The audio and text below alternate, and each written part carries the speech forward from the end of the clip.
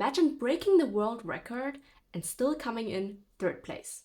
This is exactly what happened this weekend at the London Marathon. Here's what I actually want to talk about, because this channel isn't about running. It's about books, writing, and the power of stories. And what happened in London this weekend is one of the clearest proofs of something psychologists have been arguing about for years, that the story we believe about ourselves is a physical force. I'll tell you what I mean by that in a second, but first here's a question for you.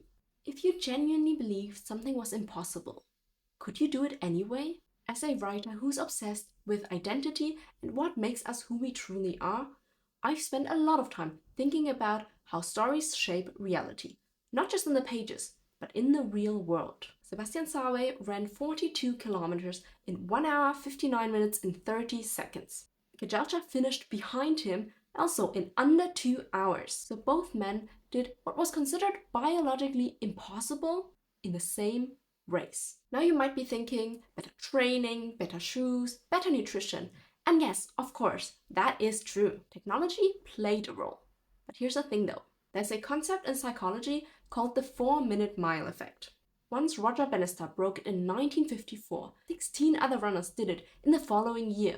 The body didn't change, the story changed.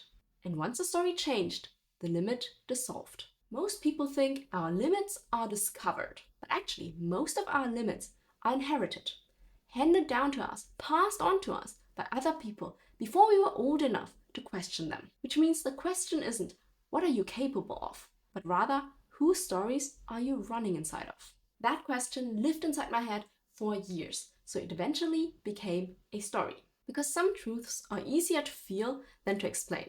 I wrote a character whose memories are literally stolen and replaced by someone else's. And the whole novel is about this one thing. Who are you when the story you are told about yourself is a lie? So back to the question I asked you in the beginning. Could you do something if you genuinely believed it was impossible? And the honest answer is probably not.